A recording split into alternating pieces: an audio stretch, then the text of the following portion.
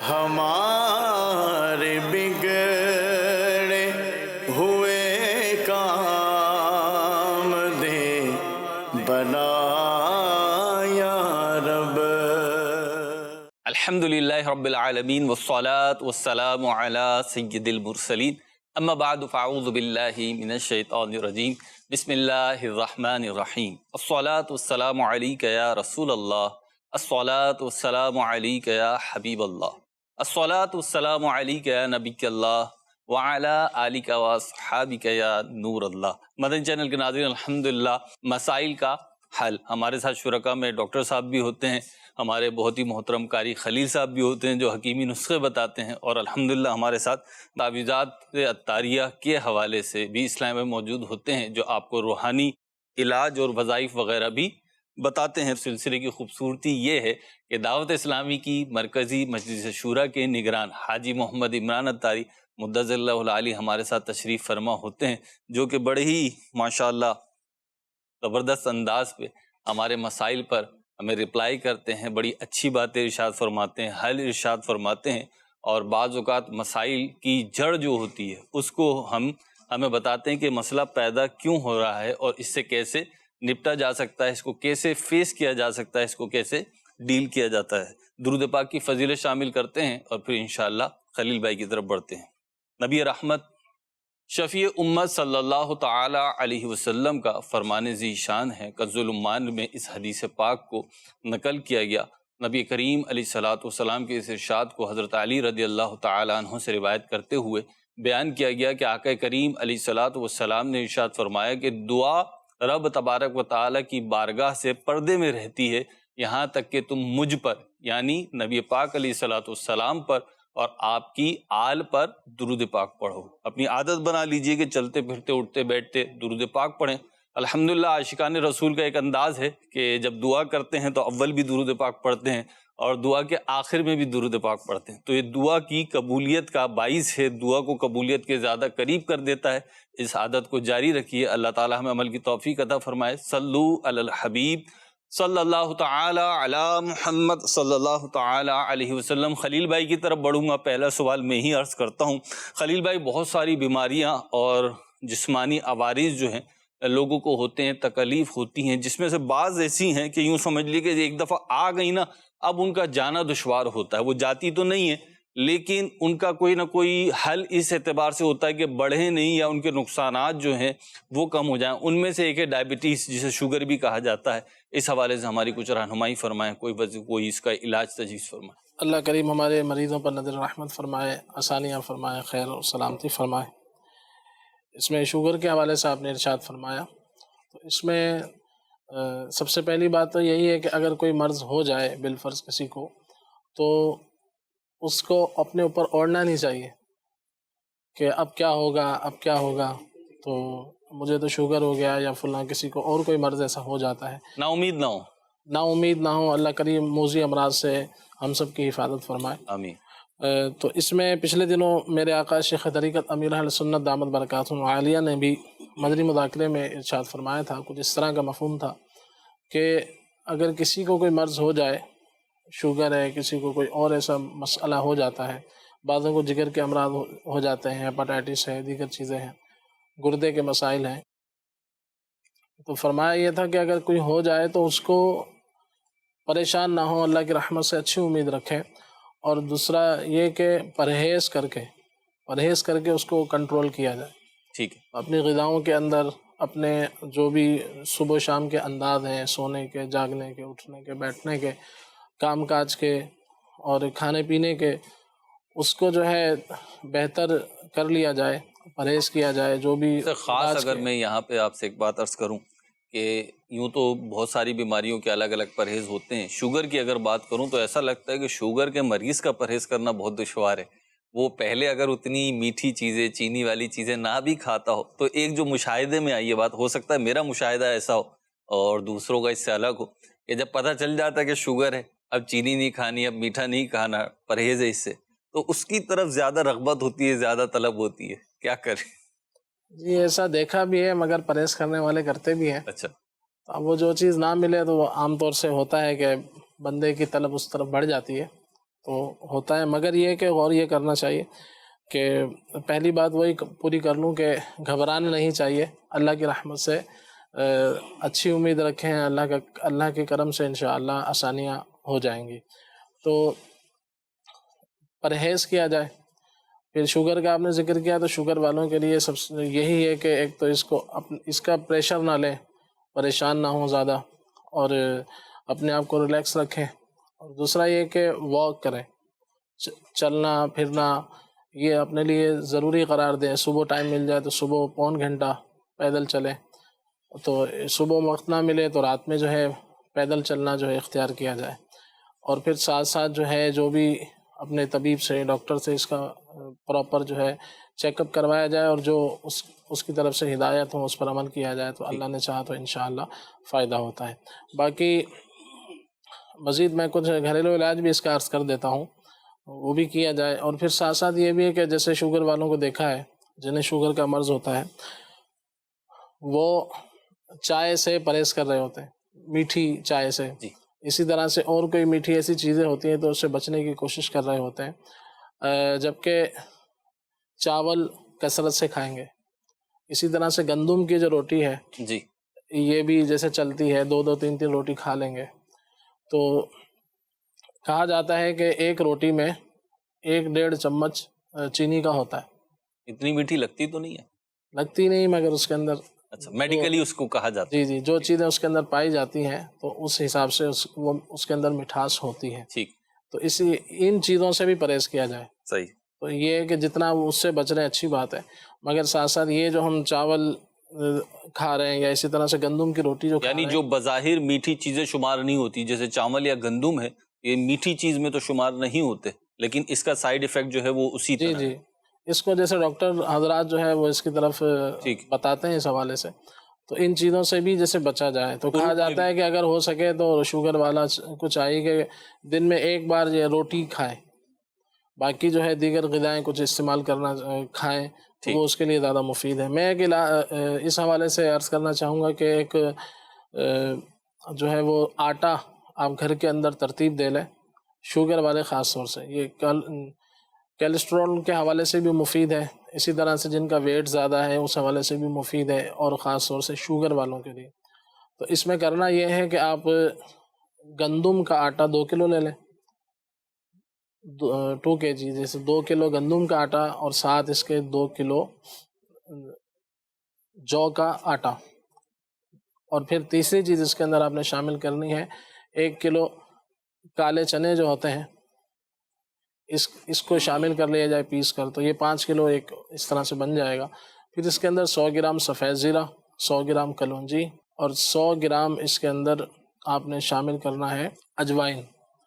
3 چیزیں، کلونجی، اجوائن اور سفید زیرہ، یہ 100 گرام، اور باقی جو بیسن کہہ لیں اسے، یا کالے چنے کا آٹا کہہ لیں، وہ بھی لے سکتے ہیں، کالے چنے بھی لے سکتے ہیں، تو وہ 1 کلو، 2 کلو گندم کا آٹا، 2 کلو جو کا آٹا، ان کو مکس کر لیں اور پھر اس سے روٹی بنائی جائے، تو انشاءاللہ عز و جل یہ شوگر کے حوالے سے بھی مفید رہے گی اور شوگر کو کنٹرول میں رکھے گی۔ اسی طرح سے ویٹ وغیرہ کو بھی یہ کم کرتی ہے، جن کا ویٹ زیادہ ایک ساتھ بنا کے رکھ لیں، مکس کر کے اس کو پیس کے رکھ لیا جائے۔ تو یہ خراب تو نہیں ہوتا؟ مطلب 5 کلو جب ہم بنا رہے ہیں، تقریباً 5 کلو آلموسٹ 300 گرام ہو گیا، تو نہیں، خراب نہیں ہوتا، اچھا جس طرح دیگر آٹے ہوتے ہیں اسی طریقے سے چلے گا۔ اچھا، جن کو شوگر نہیں ہے اگر وہ بھی استعمال وہ بھی کریں استعمال کرنا چاہیں تو بہت زیادہ مفید ہے یہ، جس میں کیونکہ اس میں جو کا آٹا بھی ہے، جو کا دلیا ویسے ہی فائدہ مند ہوتا ہے، تو وہ یہ جو اس کے اندر شامل ہو جائے گا۔ پھر اس طرح سے کالے چنے ہیں، اور پھر اجوائن اور کلونجی، سفید زیرہ وغیرہ، تو یہ ایک بہت اچھا، اس کا ٹیسٹ بھی انشاءاللہ اچھا ہوگا اللہ نے چاہا۔ عام روٹی اس سے بنائی جائے، عام روٹی چلیں جی۔ مدنی چینل کے ناظرین، خلیل بھائی نے آپ کو ایک ایسا علاج بتا دیا ہے، ایسی ترکیب بتا دی ہے، اور 2 چیزوں کے لیے، شوگر والوں کے لیے بالخصوص، اور جو موٹاپا ہے اس کے لیے بھی کنٹرول کرے گا موٹاپا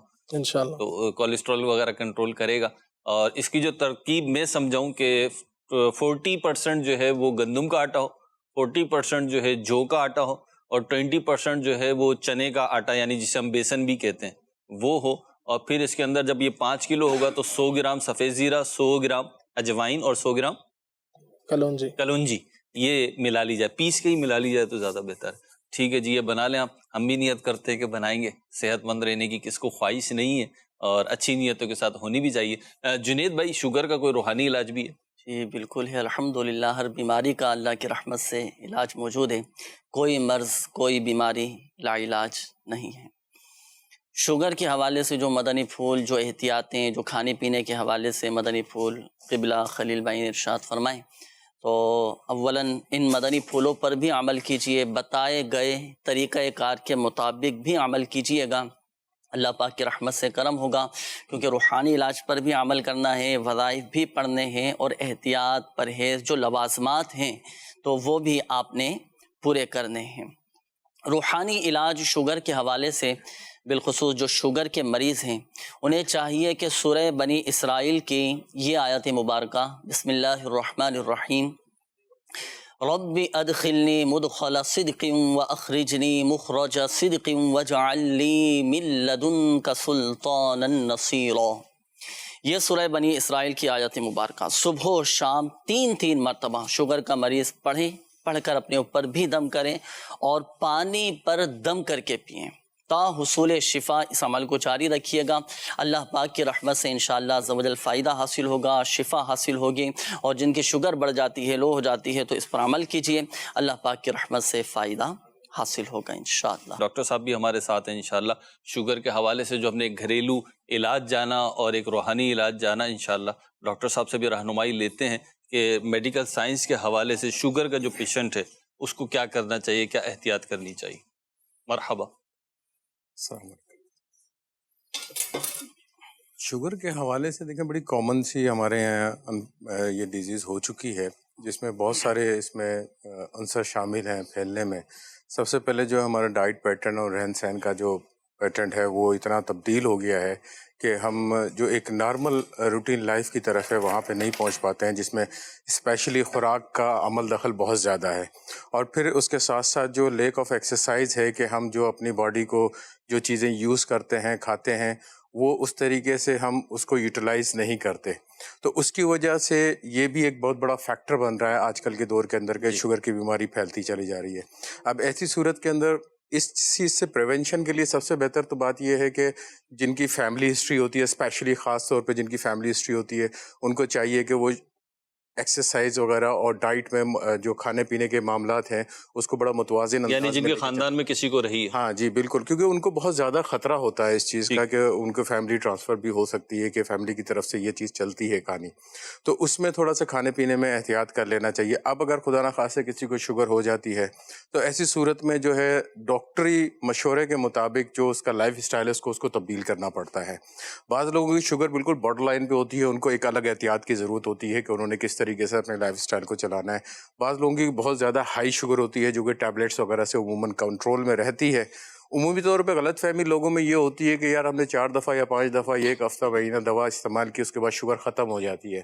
ایسا نہیں ہوتا۔ اب شوگر ہماری سب کی باڈی کے اندر شوگر ایک موجود ہے، ٹھیک، لیکن وہ ایک نارمل مقدار میں موجود ہے۔ اب ہم کوئی بھی اگر میٹھی چیز استعمال کرتے ہیں تو اس میٹھی چیز کو نیوٹرلائز کرنے کے لیے ہمارا لبلبا جو ہوتا ہے وہ انسولین پروڈیوس کرتا ہے، ٹھیک، اور اس چیز کو وہ نیوٹرلائز کر دیتا ہے، نیچرلی پروڈیوس ہو جاتی ہے۔ اب جہاں لبلبے، کیونکہ پھر آپ بہت زیادہ ایسی چیزیں یوز کر رہے ہوتے ہیں تو اس کو لبلبے کو زیادہ کام کرنا پڑتا ہے، تو بعض اوقات وہ خرابی پیدا ہو جاتی ہے اس کے اندر، جس کی وجہ سے وہ پراپر انسولین پروڈیوس نہیں کرتا، جس کی وجہ سے یہ شوگر کی بیماری انسان کو پیدا ہو جاتی ہے۔ اب اس میں ڈائٹ کا خیال رکھتے ہوئے تاکہ انسولین کی پروڈکشن آپ کی قدرتی طور پہ چلتی رہے، آپ کو دوا کی ضرورت نہ پڑے۔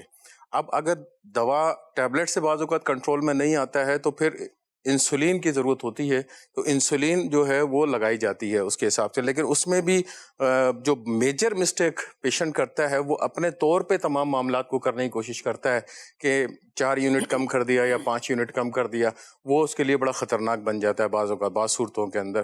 تو ایسی صورت کے اندر، کیونکہ ڈائبٹیز ایک ایسی بیماری ہے جو کہ بہت زیادہ، سمجھ لیجیے کہ اس کا موٹیلٹی ریٹ یعنی کہ نقصانات بہت زیادہ ہیں، صحت کے پہ بھی اور جان کے اوپر بھی خطرہ بہت زیادہ بنتا ہے، تو اس میں احتیاط کرنا بہت زیادہ ضروری ہوتا ہے کہ جتنا بہتر طریقے سے احتیاط اور ڈاکٹری مشورے سے چلتے رہیں گے تو انشاءاللہ اللہ نے چاہا تو ڈائبٹیز سے کوئی میجر ایشوز کو نہیں ہو سکے گا۔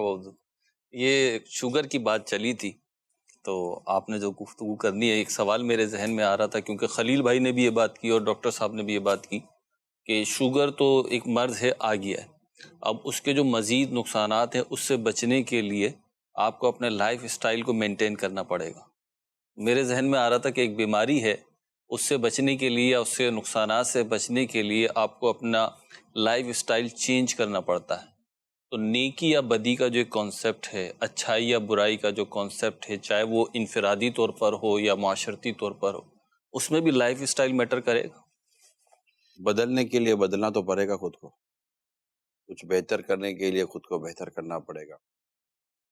اور دنیاوی طور پر ہم کہتے ہیں کچھ پانے کے لیے کچھ کھونا پڑتا ہے، مگر دین کے معاملے میں تو پانا ہی پانا ہے، کھونا تو کچھ ہے ہی نہیں۔ کہ آپ جو چیز چھوڑنے کی ہے وہ چھوڑ رہے ہیں، اور جو چیز لینے کی ہے وہ لے رہے ہیں۔ ٹھیک برائی چھوڑنے کا تقاضا کرتی ہے، ٹھیک اچھائی لینے کا تقاضا کرتی ہے۔ ٹھیک، برائی چھوڑی جاتی ہے، اچھائی لی جاتی ہے، صحیح، تو یہ ایک نیچرل ہے۔ تو زندگی میں جہاں بندہ اپنی دنیاوی بیماریوں سے بچنے کے لیے احتیاطیں کرتا ہے، اور کرنی چاہیے، کہ صحت کا بھی ایک بہت بڑا رول ہے ہماری زندگی کے معاملات میں، اور بیماری سے پہلے صحت کو غنیمت جانو، یہ حدیث پاک میں جی، ارشاد آ چکا ہے۔ تو جس طرح صحت مند رہنے کے لیے کوششیں کرنی ہے اور احتیاطیں کرنی ہے، اسی طرح گناہوں سے بچنے کے لیے بھی کوششیں کرنی ہے، احتیاطیں کرنی ہے، کہ ان چیزوں سے، اس میں اسپیشلی یہ ہوتا ہے کہ اپنے آپ کو اس گیدرنگ سے، اس صحبت سے بچایا جائے جہاں پر گناہ کرنے کے چانسز بڑھ جاتے ہیں یا گناہ کرنے کا سلسلہ رہتا ہے۔ اور یہ کوئی کوئی بہت زیادہ غور کرنے سے نہیں آتا، یہ اندازہ ہو جاتا ہے کہ مجھے کہاں بیٹھنا ہے اور کہاں نہیں بیٹھنا۔ اصل میں دو چیزیں یہاں پر میں ڈسکس کروں گا، ایک یہ کہ بری صحبت نے کسی کو بگاڑ دیا، ٹھیک، اور ایک یہ کہ وہ خود بری صحبت کا ہی رسیہ ہے، اس کو چاہیے بری صحبت۔ ٹھیک، ایک گلی اور ایک محلے میں 3-4 قسم کی گیدرنگز ہوتی ہیں۔ ایک آدمی نیا رہنے کے لیے آتا ہے تو وہ، اس کے بعد آپشنز موجود ہیں، صحیح، مگر وہ اپنی عادتوں اور اپنے نیچر کے مطابق اپنی گیدرنگ پکڑ لیتا ہے۔ ٹھیک، تو بعض اوقات پھر وہی ہے، اس کو اس کے پیچھے بھی اس کی عادتوں کے بگڑنے میں کہیں نہ کہیں کوئی نہ کوئی صحبت تو کار فرما ہوتی ہے، کہ حدیث میں ہے کہ صحبت و مؤثرہ، صحبت میں اثر ہوتا ہے۔ اسکول میں، کالج میں، یونیورسٹی میں، گلی کوچے محلے میں، خاندان رشتہ دار میں کوئی سی صحبت مل جاتی ہے، تو جائزہ اپنی ذات سے لینا چاہیے، اور محض یہ کہہ دینا کہ میں وہاں سے بگڑا ہوں، وہاں اس کو پکڑنے کا آپ کو، یا اس صحبت کو اختیار کرنے کی نوبت کیسے آئی؟ تو ایک نیچر ہوتا ہے، ایک مکھی گندگی کو پسند کرتی ہے، ایک مکھی پھولوں کو پسند کرتی ہے، جی، کہتے تو دونوں کو مکھی ہیں۔ ہمارا نیچر بہت میٹر کرتا ہے، یہ جو ڈاکٹر صاحب فرما رہے تھے ابھی، آپ نے بھی جو احتیاطیں بیان کی، اس میں بھی نیچر میٹر کرتا ہے۔ بعض اوقات لوگوں کا نیچر احتیاط کا ہوتا ہی نہیں ہے، بھلے اس کو بدن کی بیماری ہی کیوں نہ ہو، یہ 1000 کہہ دیں شوگر شوگر شوگر، لیکن اب جس نے نہیں احتیاط کرنی نا، وہ پھر شوگر سے بچنے کی بھی احتیاط، وہ تکلیف اٹھا لے گا، لیکن شوگر سے بچنے کی کوشش کرنے میں وہ صحیح طور پر اپنے آپ کو بچا نہیں پاتا، میٹھا لے لے گا، یہ لے لے گا، اس طرح اور بہت ساری بیماریاں ہیں۔ اس سے بچنے کے لیے، جیسے پریونشن بیٹر دین کیور کا یہ جو فریز ہے، اس سے لوگ نہیں اس پر اتنا عمل کرتے کہ کچھ نہیں ہوتا۔ اس طرح صحبت کا بھی یہی لے کر لوگ چلے جاتے ہیں، کچھ بھی نہیں ہوتا، مگر دونوں کی طرف جب کچھ ہو جاتا ہے نا، تو پھر بس ہو جاتا ہے۔ تو دونوں طرف اصل میں اس میں ایک ورڈ ہے مہروز بھائی، جی، بندے کو محتاط ہونا چاہیے، بس محتاط ہونا چاہیے کہ وہ کیئر کرنے والا ہو، دیکھنے والا ہو، سمجھنے والا ہو کہ کیا کھانا، کیا پینا میرے لیے بہتر رہے گا، اور کس کے ساتھ اٹھنا بیٹھنا میرے لیے بہتر رہے گا۔ محتاط ہوگا تو سدا سکھی رہے گا۔ محتاط آدمی سدا سکھی رہتا ہے، یہ ایک بزرگوں کا ایک ہمیں سبق ملتا ہے۔ کاز کی طرف بڑھتے ہیں، کچھ کاز لیتے ہیں۔ جی، محمد شمون رضا تاری قادر پراؤں مدینہ ترولیا ملتان. میں یہ عرض کرنا چاہ رہا تھا کہ اچھے ڈاکٹر بعض ایسے ہوتے ہیں کہ سائیڈ میں بیماری جو مریض کو ہے وہ بھی لکھ دیتے ہیں, جو علامات ہے وہ بھی لکھ دیتے ہیں, اور پھر علاج بھی تجویز کر دیتے ہیں تاکہ یہ کسی اور ڈاکٹر کے پاس یا جب یہ دوبارہ آئے تو پتہ ہو کہ کیا علامات تھیں اور کیا معاملہ تھا. لیکن بعض اوقات ایسا بھی ہوتا ہے کہ وہ کچھ بھی نہیں لکھتے, اپنا نسخہ لکھ دیتے ہیں, اور بعض اوقات ایسا ہوتا ہے کہ وہی نسخہ اگر دوسرے ڈاکٹر صاحب کے پاس لے جایا جائے تو وہ اس کو بالکل ہی نگلیکٹ کر دیتا ہے اور کہتا ہے تو یہ تو صحیح نہیں ہوا. تو ایسے میں ڈاکٹر صاحبان کے لیے کیا تجویز کیا جائے کہ وہ کس انداز سے اپنا نسخہ لکھیں اور اس پر کیا ہدایات لکھیں؟ آپ سے سوال پوچھیں. میرے ذریعے ڈاکٹر صاحب سے پوچھا. ڈاکٹر صاحب تو ہر بیماری کی تو ہسٹری نہیں لکھ سکتے. اب آپ نزلہ زکام کھانسی لے کر گئے اور وہ ایک پرچہ تیار کر کے دے دیں گے تو نزلہ زکام کھانسی تھا. تو جب بھی کوئی اللہ نہ کرے کوئی ایک ہٹ کر کوئی ڈیزیز آتی ہے, بیماری آتی ہے, تو پھر آدمی ہٹ کر کسی اسپیشلسٹ کے پاس جاتے ہیں, اور جب ان کے پاس جاتے تو وہ ایک کارڈ یا کوئی طرح کا اپنا ہی پرسنل ایڈمنسٹریٹو ایک ریکارڈ رکھتے ہیں جس میں وہ آپ کی کچھ نہ کچھ ڈیٹیل اشاروں میں لکھ لیتے ہیں. اور جب آپ جاتے ہیں تو وہ آپ سے آپ کا نمبر مانگتے ہیں کہ آپ نے اس سے پہلے دکھایا ہے, یہ دکھایا ہے, نمبر کون سا یہ ہے, تو وہ آپ کا وہ کارڈ نکالا جاتا ہے. اس کارڈ کے اندر آگے پیچھے کہیں بھی اس طرح کی کوئی ہسٹری لکھی ہوئی ہوتی ہے. تو یہ ہے. البتہ کیا میڈیکل میں یہ پروٹوکول ہے, یہ میں ڈاکٹر کامران سے پوچھ رہا ہوں کہ ہر پیشنٹ کے لیے کوئی نہ کوئی اس کی ہسٹری لکھ کر پیشنٹ کو دے؟ نہیں, ایسا ہوتا نہیں ہے. عمومی طور پہ جیسے آپ نے بتایا ہے کہ اپنے پاس ریکارڈ رکھتے ہیں, بعض یہ تو اپنے ہاسپٹل لیول کے اوپر یا کوئی اس نے سفسٹیکیٹڈ قسم کی کلینک یا اپنا سیٹ اپ کیا ہوا, اس نے اپنا یہ بنایا ہوا ہوتا ہے. لیکن نارمل جو ڈاکٹرز بیٹھے ہوتے ہیں عمومی طور پہ وہ لکھتے نہیں ہیں, لیکن اس میں بھی کچھ سلیکٹڈ ہوتے ہیں ایسے جو وہ صرف اپنی یاد دہانی کے لیے لکھتے ہیں کہ بھائی یہ مریض اس کمپلین کے ساتھ میرے ساتھ آیا تھا. وہ بھی ایک چھوٹا سا لفظ لکھ لیتے ہیں کہ اس کمپلین سے آیا تھا. اور اگر فرض کریں گے اس کا ڈائگنوسس بن جاتا ہے, رپورٹ وغیرہ کروا لیتے ہیں, تو پھر وہ لکھ دیتے ہیں کہ ہم نے یہ رپورٹ ان کو ایڈوائز کی تھی نیکسٹ وزٹ کے لیے, تاکہ ان کو یاد رہے کہ ان کے ساتھ کیا معاملات ہوئے تھے. تو ایسا بہرحال کوئی پروٹوکول ہے نہیں کہ ویسے وربلی تو زبانی طور پہ تو پتہ کو اس کی ڈیزیز ڈیٹیل لکھ کر دینا یہ میڈیکلی پروٹوکول میں ہے نہیں. لیکن جب ہاسپٹلائز ہوتے ہیں نا, پھر ہاسپٹلائزیشن میں آپ کو دینا پڑتا ہے, کیونکہ وہ پھر اسٹاف بھی بدلتا ہے. جی, وہ ڈاکومنٹیشن بدلتا ہے, تو اس کو پتا ہونا چاہیے کہ پیشنٹ کو کیا کیا چیزیں لے کر چل رہی ہیں. وہ تو پھر اس کا پورا ایک ایگزامینیشن کا ایک پروسیس اس کا پوری ہسٹری فائل ہوتا ہے. لیکن اگر میرا یہ اس میں یہ ہے, ناظرین سے میں عرض کروں گا کہ اگر ایسا ہے کہ آپ کو کسی اور ڈاکٹر کو دکھانا ہے, تو آپ جس ڈاکٹر کو دکھا رہے تھے اگر اس ڈاکٹر کو کہہ دیں کہ میں کسی اور ڈاکٹر کو دکھانا چاہتا ہوں, تو آپ نے جو میری چیزیں دیکھی تھی, ڈائگنوز کی تھی, اگر اس کی تھوڑی سی ڈیٹیل دے دیں گے تو میں اس ڈاکٹر کو وہ آپ کا ڈائگنوز پیپر, آپ کا جو پرسکرپشن ہے جس پہ آپ نے دوائیاں لکھی ہیں, وہ میں دکھا دوں, تو مجھے لگتا ہے کہ ڈاکٹر منع نہیں کریں گے. لکھ دیں. جب پیشنٹ ڈیمانڈ کرتا ہے ہسٹری تو عمومی طور پہ دے دیتے ہیں, بنا کے دے دیتے ہیں کہ پیشنٹ اس کمپلین سے آیا تھا, یہ دوائیاں اسٹارٹ کی. جیسے ریفرل لیٹر ایک طرح کا ہوتا ہے نا, جیسے ہمارے پاس کوئی پیشنٹ آیا کہ ہمارے کو کچھ سمجھ میں نہیں آ رہا ہے اور ہم چاہ رہے ہیں کسی اور سے ایک سیکنڈ اوپینین لینا ہے, تو ہم باقاعدہ ایک پیشنٹ کو دے دیتے ہیں ہسٹری بنا کے. کیا یہ بھی ممکن ہے, میں جو کال آئی ہے اس کے حساب سے میں آپ سے مشورہ کر رہا ہوں, شاید ہمارے ناظرین کو کام آ جائے, کہ جیسے انہوں نے کہا کہ دوسرا ڈاکٹر کہتا ہے یار یہ کیا دوائی دے دی. اچھا, اب ایک ہی ڈیزیز کی دوائی 4 کمپنی نے بنائی ہیں,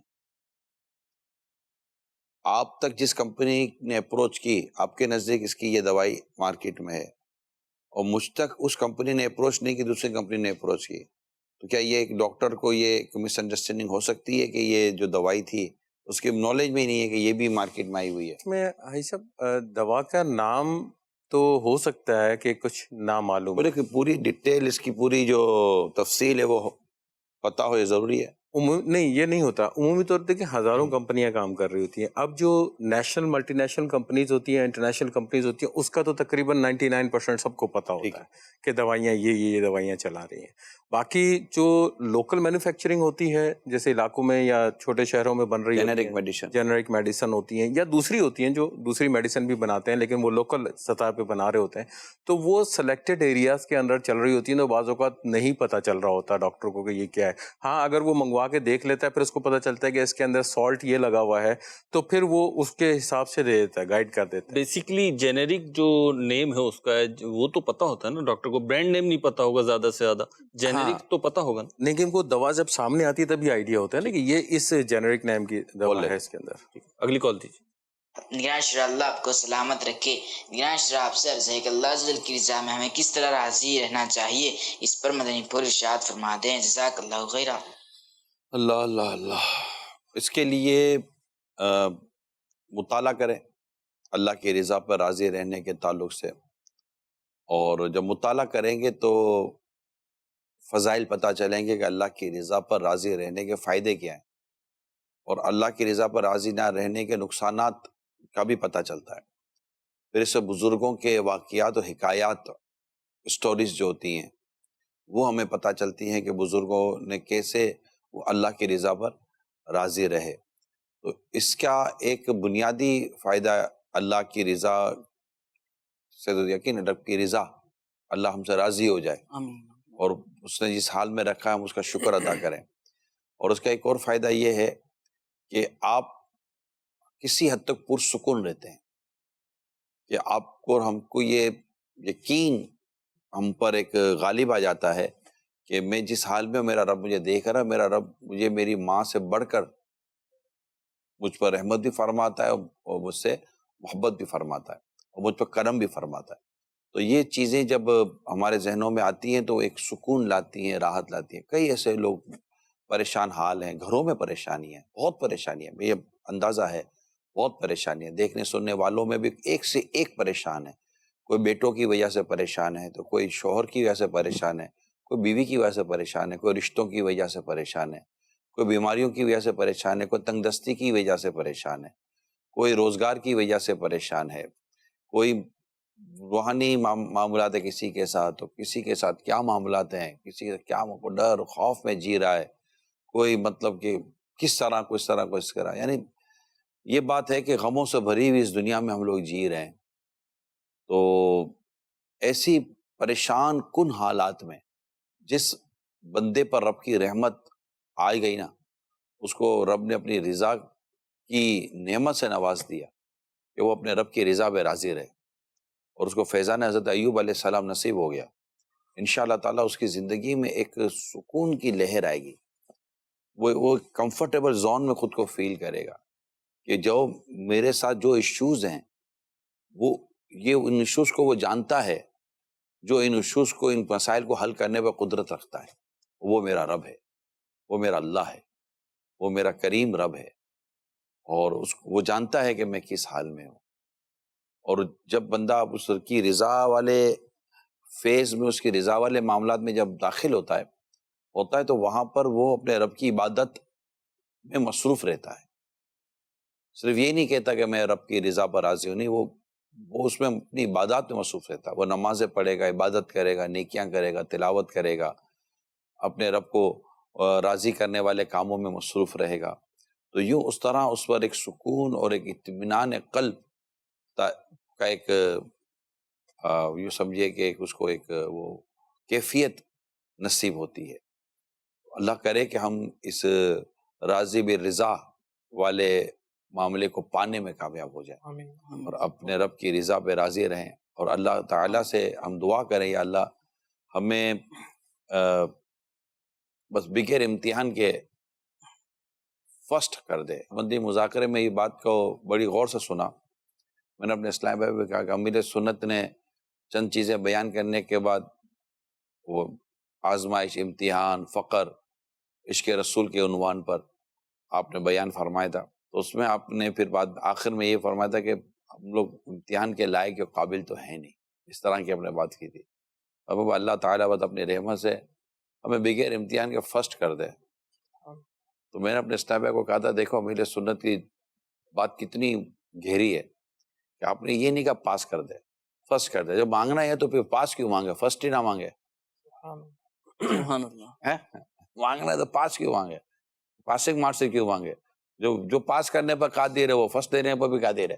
مانگنے کا بھی طریقہ ہے, مانگنے کا طریقہ. میں اتنا مطلب محسوس ہو رہا تھا اس جملے سے, مزے کی بات ہے. ہاں اتنا محسوس ہو رہا تھا. نوٹس کرو کہ آپ نے فرسٹ مانگا، پاس نہیں مانگا. مانگ کس سے رہا ہوں؟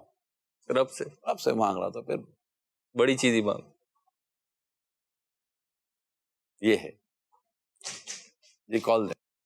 محمد شبیر الطاری. خلیل بھائی کی بارگاہ میں سوال عرض ہے کہ گلا خراب، زکام، کھانسی وغیرہ کے لیے خلیل بھائی نے ایک نسخہ بتایا تھا، کاکڑا سینگی اور ملٹھی، اور 2 چیزیں 4 بتائی تھی، 2 چیزیں میں بھول گیا ہوں. برائے مہربانی یہ نسخہ دوبارہ ارشاد فرما دیں. جزاک اللہ خیرہ.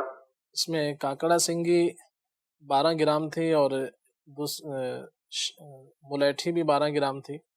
تیسری چیز تھی اس میں شکر تغال، تھوڑا مشکل نام ہے، شکر تغال، یہ بھی 12 گرام تھی. اور چوتھی چیز ہے اس کے اندر کالی مرچیں، وہ 6 گرام اس کے اندر شامل کرنی ہے. تو یہ سب چیزیں 1 پاؤ شہد کے اندر شامل کر کے اس کو مکس کر کے رکھ لیں. تو یہ گلے کے لیے نزلہ زکام کھانسی کے حوالے سے گھر میں بچوں کو بھی استعمال کروایا جا سکتا. چلیں بنا بنایا اگر آپ لینا چاہیں تو لہو کے سپستہ کے نام سے ایک مشہور دوا ہے یہ، تو آپ یہ لے سکتے ہیں، لے کر اس کو رکھ لیں. تو یہ بھی گلے کے حوالے سے بہت مفید ہے.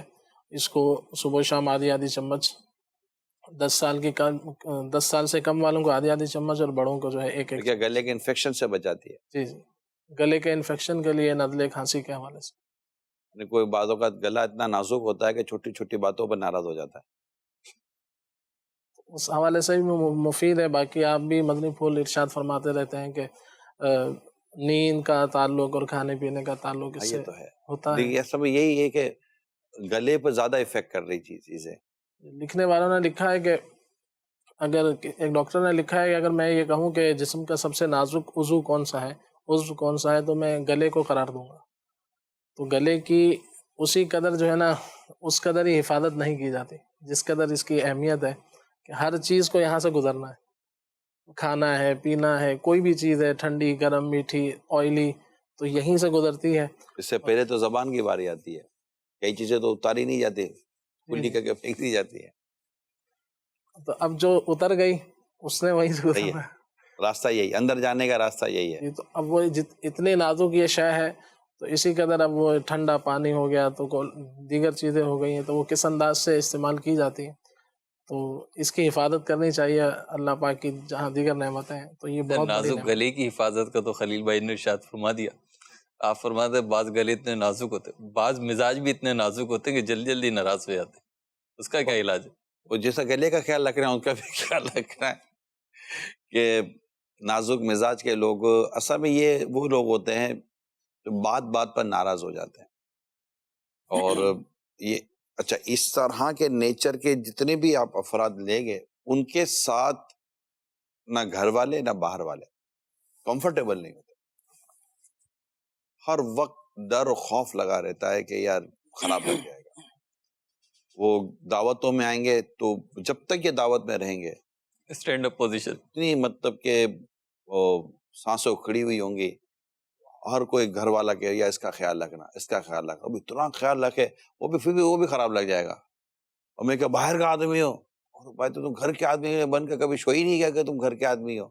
ان کو بیٹھنے کی جگہ صحیح نہ ملے، ان کو ریسیو صحیح نہ کیا جائے جی، ان کا نام صحیح نہ لیا جائے، ان کو دعوت اگر ان کے مزاج کے مطابق نہ ملے، ان کو 4 دفعہ کھانا ان کے مزاج کے مطابق پوچھا نہ جائے، تو ان کو خراب لگ جاتا ہے. ان کو ایسا لگتا ہے بس مجھے مطلب ان کو میری اہمیت کا اندازہ نہیں ہے، ان کو میری قدر نہیں ہے، ان کو یہ نہیں ہے. اب یہ بیچارے مریض ہیں، یہ مریض ہیں. ان کا علاج ڈاکٹر کے پاس نہیں ہے، ان کا علاج کسی ولی کی نظروں میں.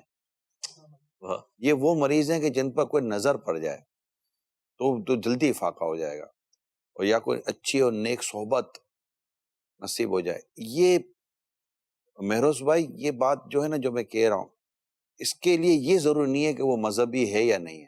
جی، یہ بعض اوقات کس میں بھی یہ مرض آ سکتا ہے، یعنی مذہبی کہلانے والوں میں بھی یہ مرض آ جاتا ہے. اور اس میں ڈر ہے کہ اس کو تکبر نہ ہو، ہر بات تکبر کی طرف جائے. اگرچہ یہ لازمی نہیں ٹھہرتا، لیکن اس میں تکبر ہونے کے چانسز بہت زیادہ. جیسے کہ امام غزالی علیہ رحمہ نے ایک جگہ لکھا ہے کہ اگر کوئی کسی کو مشورہ دے اور اس کا مشورہ نہ مانا جائے، اور نہ ماننے کی صورت میں اس کو برا لگے، تو امام غزالی فرمایا یہ تکبر کی علامت ہے، یہ میرا مشورہ نہیں مانا، ابھی یہ اس کو اتنی سمجھ کہاں ہے؟ تو وہ جو اپنے آپ کو اعلیٰ اور اس کو گھٹیا اور ادنا سمجھ رہا ہے، تو یہ ایک طرح ایک تکبر کی تعریف میں آ جاتا ہے۔ تو ایسے لوگ جو کہ بہت ہی اس طرح کے جو افراد ہیں جس کا یہ بھی تذکرہ ہو رہا ہے نازک، ان کو آپ یوں سمجھے کہ یہ ایک شیشے کے برتن ہوتے ہیں، ایک وہ بھی شیشہ کے برتن نہیں، یہ نہیں، یہ تو بڑا موٹا شیشہ ہے، وہ بل کا بڑا باریک سا شیشہ ہوتا ہے، واسٹ ایسے تو بنے ہوتے گلوب وغیرہ ٹائپ کے، اتنا سنبھالنا پڑتا ہے، ہلکی سی وہ ٹھیس جو ہے نا اس میں درار ڈال دیتی ہے، اتنا کمزور اور نازک مزاج، اور پھر آپ کو اتنا لے کر چلنا، کیئر کرنا، ایسوں کے ساتھ نہ آپ سفر کمفرٹیبل طور پہ کر سکتے ہو، نہ ایسوں کے ساتھ آپ کوئی مطلب نہیں، ایسوں کے دوست ہوتے ہیں مگر وہ بھی مطلب کہ وہ بھی ڈرے سہمے سے ہوتے ہیں یا پھر وہ ایک ہی جیسے ہوتے ہیں۔ تو ایسا مزاج اگر خدا نہ خواستہ ہے کسی کا بھی ہے، وہ اپنے آپ کا جائزہ لے، یار میں اتنا مطلب کہ وہ کیوں، کہ مطلب مجھے بعض اوقات لوگوں کو ایسا لگتا ہے کہ جیسے کہ اس میں اہل علم طبقہ اس طرح کا شاید کم ہوگا لیکن دیگر طبقہ زیادہ ہوتا ہے، اس کو ہم کہتے ہیں کہ ان کو وہ عزت کے بھوکے ہوتے ہیں۔ یار مانگ کر عزت لینے میں کیا ملی یار؟ عزت تو وہ جو آپ کے کردار اور آپ کے مقام و مرتبے کے مطابق لوگ کریں، تو وہ دل سے کریں، عزت تو دل سے اس کا تعلق ہے، لیکن لوگ اگر آپ کے ڈر سے، آپ کے خوف سے اور آپ کے شر سے بچنے کے لیے آپ کے لیے کر رہے ہیں تو یہ نہ آپ کے لیے اچھا ہے نہ ان کے لیے، ان کو تو خیر وہ تو بیچارے فتنوں سے بچنے کے لیے کر رہے ہوتے ہیں۔ تو ایسا مزاج اگر خدا نہ خواستہ آپ کا، اس کی بہت ڈیٹیل ہے، کبھی اللہ نے چاہا تو اس پر میری نیت ہے، میرے پاس یہ پورا میں نے پوائنٹس بنائے ہوئے ہیں اس نازک مزاج۔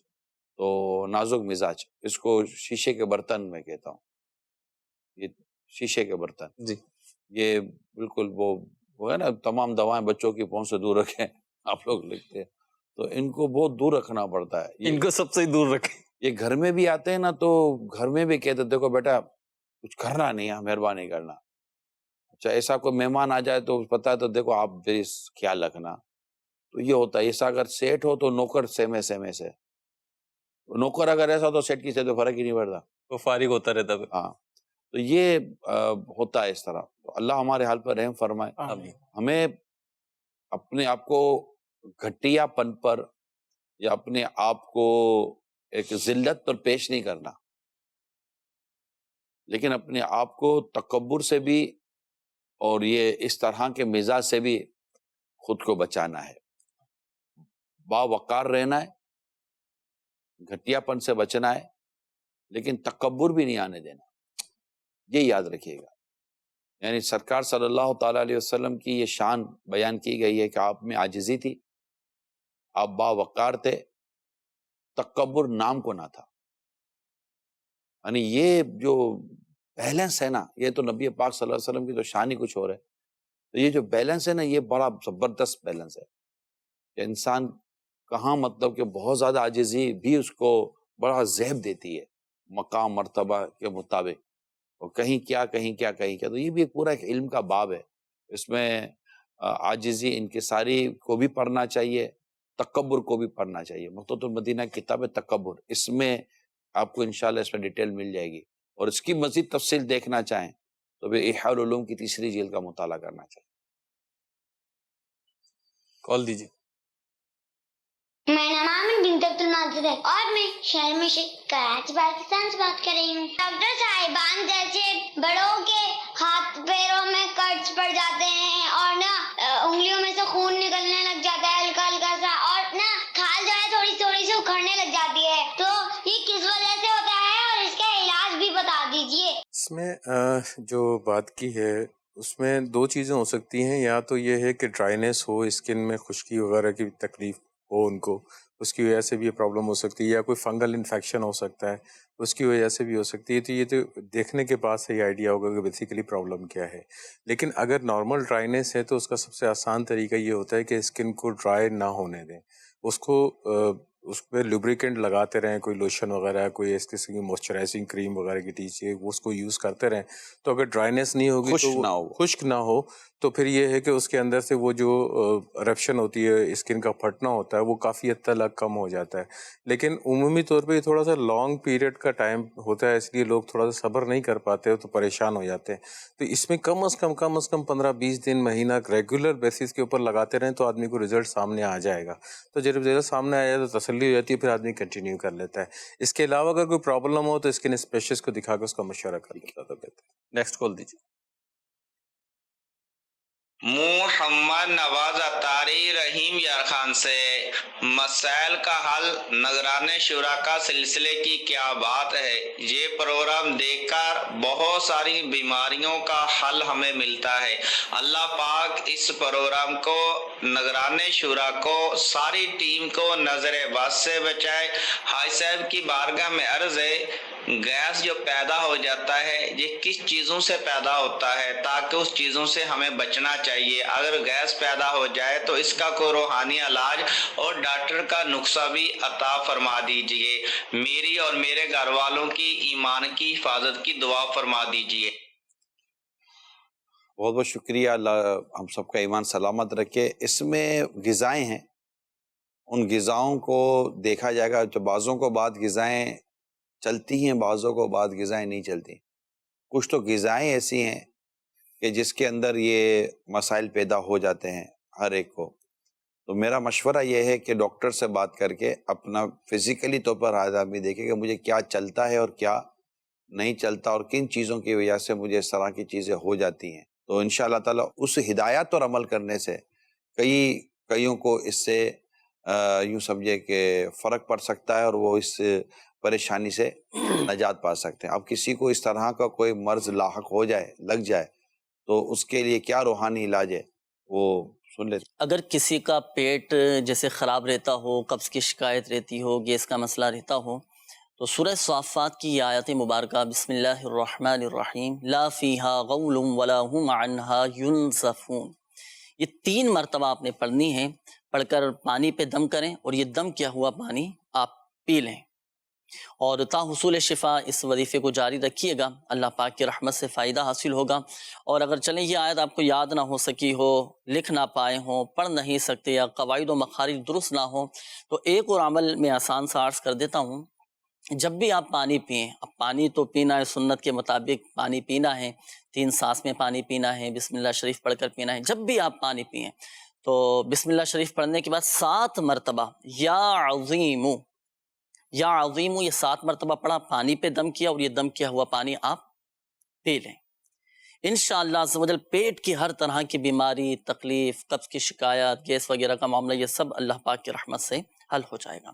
تو یہ 2 روحانی علاج آپ کے سامنے عرض کیے ہیں، تو دونوں میں سے جو آپ کو آسان لگے اس پر آپ عمل کر لیجئے گا. انشاءاللہ عز و جل فائدہ حاصل ہوگا. یہ تو وظیفہ ہو گیا. آیت مبارکہ سورہ صافات کی آیت مبارکہ ہے لا فیہا غول ولا ہم عنہا ینزفون. 23ویں پارے کی سورہ صافات کی آیت نمبر 47 سے 47. تو یہ اپنے پاس نوٹ کر لیں. یہ پانی پہ دم کر کے آپ نے یہ پینا ہے. تو دونوں میں سے جو آپ کو آسان لگے اس کے مطابق آپ عمل کر لیجئے گا. اچھا، اگر آپ کا یہ دائمی مسئلہ رہتا ہو، مستقل آپ کو یہ شکایت رہتی ہو، تو میں آپ کو ایک مشورہ دوں گا کہ آپ روحانی علاج کے بستوں سے آپ رابطہ کریں. اس کا ایک مخصوص تعویذ ہوتا ہے جو پیٹ پر باندھنے کے لیے دیا جاتا ہے، آپ وہ حاصل کر لیں، استعمال کیجئے گا. شفا اللہ پاک کی رحمت سے حاصل ہوگی اور آپ کا یہ مسئلہ حل ہو جائے گا. کچھ آپ فرمائیں گے خلیل بھائی؟ جی، کچھ تفصیل پوچھی ہے کہ جو ایسی غذائیں کہ جو گیس وغیرہ زیادہ پیدا کرتی ہیں، تو اپنی غذاؤں کے اندر آپ اس طرح سے کہ مونگ اور مسور کی دال کو شامل کر لیں، اور چنے اور ماش کی دال سے بچیں. چنے اور ماش کی دال جو ہے یہ گیس پیدا کرتی ہے.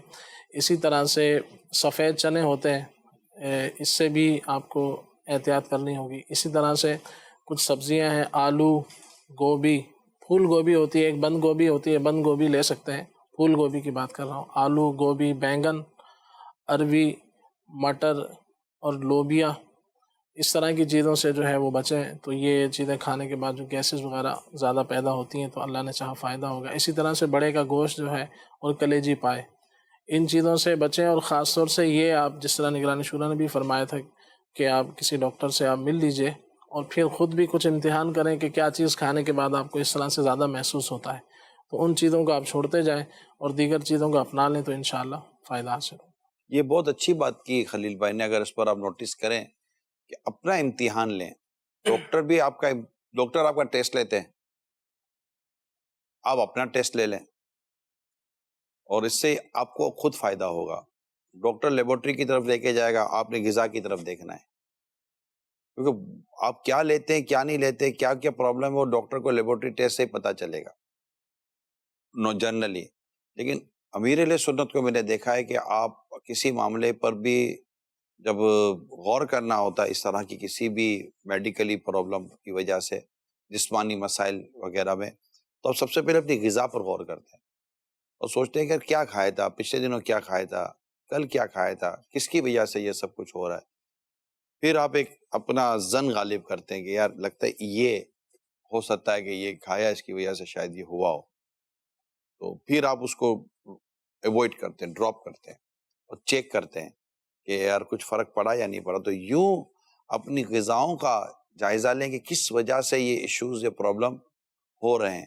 تو اس کا یہ فائدہ ہوگا کہ اللہ نے چاہا تو ڈاکٹر کے پاس جانے کی جو نوبت ہے وہ اللہ نے چاہا تو کم سے کم وہ نوبت ہو جائے گی انشاءاللہ عز و جل. تو اپنا امتحان خود لینے کی عادت پیدا کریں, غور کیا کریں کہ یار کس چیز سے ہی ہو رہا ہے. بعض اوقات فیبرک کچھ ایسا ہوتا ہے جسے خارش شروع ہو جاتی ہے, وہ دھواں آتا ہے جسے خارش شروع ہو جاتی ہے, چیزیں دھوئی نہیں جاتی, جیسے بیڈ شیٹ نہیں دھوئی جاتی, بعض اوقات تکیے نہیں دھوئے جاتے, اس طرح مطلب کہ میلا ٹاول استعمال کیا جاتا ہے. اس طرح بہت ساری چیزیں جو کہ صفائی نہ ہونے کی وجہ سے ہمارے استعمال میں ہوتی ہیں کہ اس کو دھویا نہیں جاتا, اور وہاں سے میل کچیل گندگی کی وجہ سے سانسوں کے ذریعے وہ چیزیں اندر جاری ہوتی ہیں, جس سے پھیپھڑوں کے مسائل ہو جاتے ہیں, تو سینے کے مسائل ہو جاتے ہیں, اور گلے کے مسائل ہو جاتے ہیں, اور بیماریاں ہو جاتی ہیں, خارش کا پرابلم ہو جاتا ہے, غذاؤں کی وجہ سے یہ مسائل ہو جاتے ہیں. تو میری اس میں عرض یہی ہے تمام دیکھنے سننے والوں سے کہ یہ عقل مند لوگوں کی تو میں کہہ سکتا ہوں کہ یہ شاید ان کی عادت ہوتی ہیں کہ وہ اپنی بیماریوں کا از خود پہلے جائزہ لیتے ہیں کہ اس وجہ سے ہوا ہے. سر میں درد ہوتا ہم فوراً دوائی کھا لیتے ہیں, حالانکہ ہو سکتا ہے کہ نیند نہ ہونے کی وجہ سے آپ کے سر میں درد ہوا ہو, تو دوائی کھا کر سر کا درد صحیح کرنے سے بہتر ہے کہ آپ نیند کر کے اپنے سر کے درد کا علاج کرتے. بعض اوقات کمر میں درد شروع ہو جاتا ہے تو وہ بے آرامی کی وجہ سے بھی ہو جاتا ہے, آپ کے سیٹنگ جو ایک بیٹھنے کا جو انداز ہے وہ درست نہ ہونے کی وجہ سے ہو جاتا ہے. کئیوں کہ آپ نے دیکھا ہوگا سائڈوں میں درد شروع ہو جاتا ہے. اب میں ایک مثال دیتا ہوں, اب اگر میں بیٹھنے کی عادت ہی ہے میری, اب یہ میری روٹین, فار ایگزامپل اگر میری روٹین یہی ہے کہ میں یوں بیٹھتا ہوں یا یوں مطلب کہ یوں جھک کر بیٹھتا ہوں, تو یہ سارا ادھر میرے ویٹ آ رہا ہے. جب میرے یہاں ویٹ آئے گا تو آہستہ ابھی نہیں پتا چلے گا, چند دنوں کے بعد مجھے لگے گا کہ یار یہاں درد شروع ہو گیا ہے.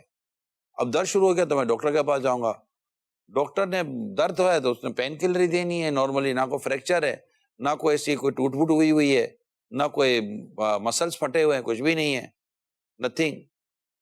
اب ڈاکٹر نے مجھے پین کلر دے دینی ہے, اچھا ڈاکٹر کے پین کلر بھی لے رہا ہوں اور میں یوں بیٹھ بھی رہا ہوں.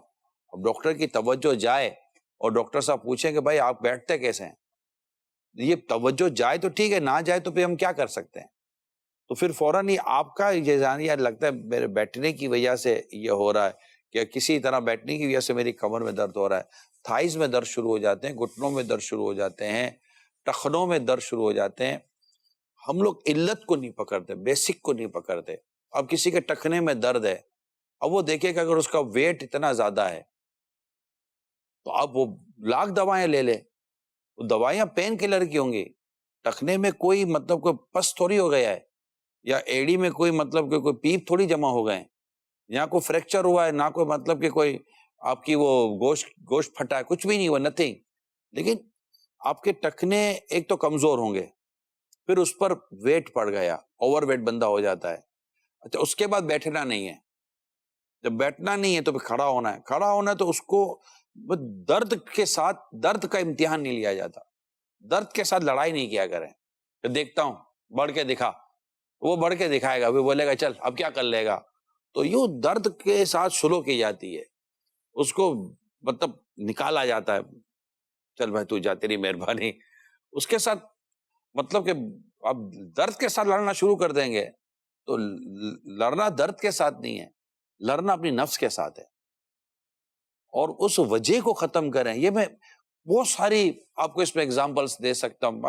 ان ڈاکٹروں سے سب کے ساتھ بھائیوں کے اٹھنا بیٹھنا ہوتا ہی ہے، تو ماشاءاللہ ان کی باتیں سن کر بھی بہت سی باتیں سمجھ میں آ جاتی ہیں، اور کچھ چیزیں کامن سینس کی ہوتی ہیں کہ اس کو آدمی جائزہ لے لے کہ یار اس کی وجہ سے اب کان میں تکلیف شروع ہو گئی ہے، فوراً جائزہ لے کہ یار موبائل کا استعمال تو غلط نہیں کر رہا، ہیڈ فون کا استعمال تو میں زیادہ نہیں کر رہا، یا شور میرے کان میں ڈائریکٹ زیادہ تو نہیں جا رہا، تو میرا کان وہ آہستہ آہستہ آہستہ آہستہ ہلکی آواز سننے کا پھر عادی نہیں رہے گا، اس کو تیز آواز سننے کی عادت ہو جائے گی. تو فوراً ایگزامن کرے کہ یار کس کی وجہ سے یہ ہو رہا ہے. یا میں وہ جو روئی ہوتی ہے جو کان صاف کرنے کے بوٹس ہوتے ہیں، اس کی وجہ سے میں کان کے اندر جو ایک قدرتی طور پہ لکوڈ پیدا ہوتا ہے جو آپ کے کان کے ایک اچھا وہ آپ کے لیے کان کے لیے ہوتا ہے، تو پانی صاف کرتے کرتے کرتے ایسا تو نہیں وہ لکوڈ بھی اندر کا صاف کرنے لگ گیا تو وہ تو میرے کان کی سنوائی کو افیکٹ کرے گا. یہ میں نے ڈاکٹروں سے جو بات سمجھی ہے سیکھی ہے وہ میں ایک ڈاکٹر اور حکیم صاحب کے ساتھ بیٹھ کر آپ سے بات کر رہا ہوں، تاکہ اگر میری بات کہیں بھی ایسی مطلب کہ ان نیچرل ہو، میڈیکل پوائنٹ آف ویو سے مطابق نہ ہو، یا حکمت اس سے مطلب اس کو انڈورس نہ کرتے، تو یہ انشاءاللہ میری بات کی وضاحت کر دیں گے یا انشاءاللہ مجھے کریکٹ کر دیں گے. تو اپنی چیزوں کا امتحان لینے کی عادت، بہت اچھا ورڈ استعمال کیا، مجھے اچھا لگا خلیل بھائی کا کہ آپ اپنی چیزوں کا امتحان لیں اور دیکھیں کہ یار یہ مجھے پرابلم میری وجہ سے، یعنی اس کے لیے جو میری لاجک ہے، جو میں بیسیکلی جو بیہائنڈ دا مائنڈ جو چیز میں آپ کے ساتھ شیئر کرنا چاہتا ہوں وہ میں آپ کے ساتھ دوبارہ وہ آپ کو میں ڈکلیئر کرتا ہوں. وہ یہ ہے ایوائڈ میڈیسن. یہ میرا ورڈ ہے، ایوائڈ میڈیسن. میڈیسن کو ایوائڈ کریں، یعنی کہ دواؤں سے حتی الامکان خود کو بچائیں، کیونکہ دواؤں کے سائیڈ ایفیکٹ ہیں. اس کا حکیم کی بھی دواؤں کے خود تک وہ سائیڈ ایفیکٹ تو آئیں گے ہی نا. دوا تو دوا ہوتی ہے، وہ دواؤں کو بھی سائیڈ ایفیکٹ سے بچانے کے لیے اس میں یہ چیزیں ملائے، کچھ نہ کچھ چیزیں ملائی جاتی ہے تاکہ دوائی کا فلاں سائیڈ ایفیکٹ نہ، چاہے وہ ایلوپیتھک ہو یا وہ حکمت کی ہو سکتا ہے ہومیوپیتھک میں بھی یہی ہوتا ہو، آئی ڈونٹ نو، اس کا مجھے تجربہ نہیں ہے. لیکن میڈیسن تو میڈیسن ہے. روحانی علاج کا کوئی سائیڈ ایفیکٹ نہیں ہوتا. وہ روحانی علاج کیونکہ اللہ اور اس کے رسول کا نام ہوتا ہے، ذکر ہوتا ہے، اور اس طرح کی اچھی اچھی چیزیں ہوتی ہیں، مگر اس طرح کی چیزوں کے سائیڈ ایفیکٹ ہوتے ہیں. تو پھر دوا کھا کر فرق پڑ جاتا ہے بالکل. آپ 2 ٹیبلٹ کھائیں، آدھے گھنٹے کے اندر آپ جیسے فریش ہو جاتے ہیں، آپ کا سر کا درد چلا جاتا ہے، ایک تھکن سی ہوتی ہے وہ ایسے. لیکن اب آپ کی تھکن، آپ کا بدن سونے کا تقاضا کر رہا ہے کہ یار تھک گئے ہو، اب تھوڑا ریسٹ کر لو. 2 گھنٹے لیٹو گے تو آپ کی جو کیلوریز جو ہیں وہ اسٹیبلش ہوں گی اور وہ آپ کو پاور پرووائڈ کریں گے. لیکن ہم ریسٹ کرنے کے بجائے ہم میڈیسن لے لیتے ہیں، ہم ملٹی وٹامن اس نام پہ لے لیتے ہیں، ہم وہ طرح طرح کے جوسز لے لیتے ہیں، طرح طرح کے ڈرنکس آ گئے ہیں جو جنا وہ بوسٹر لگا دیتے ہیں، جیسے کہ وہ انرجی ڈرنک اس کے نام ہے. وہ انرجی ڈرنک کے سائیڈ ایفیکٹ بہت زیادہ، ہارٹ ڈیزیز بھی اس کو ہارٹ کو ایشو کرے، کیونکہ وہ آپ کی چیزوں کے اندر ایک ریپڈلی ان نیچرل ایک اسپیڈ پیدا ہو جاتی ہے، جسے ہارٹ کا فنکشن جو ہے نا وہ نیچر سے ہٹ کر کرنا شروع کر دیتا ہے. وہ افیکٹ کر سکتا ہے آپ کے ہارٹ کو، وہ افیکٹ کر سکتا ہے آپ کے گردے کو، کسی بھی آرگن آف باڈی کو وہ آپ کی چیز افیکٹ کر سکتی ہے، کیونکہ وہ یہ ان نیچرل چیز ہے. نیچرل چیز 7 سے 8 گھنٹے کا پراپر ریسٹ ہے، یہ نیچرل ہے.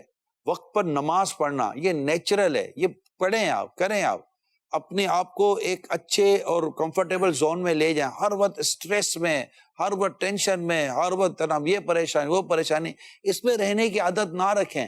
آپ بولیں گے میں کیا کروں، تم کو بولنا آسان ہے لیکن ہمارے ساتھ ہمیں پتہ ہے کیا کیا ایشوز ہیں.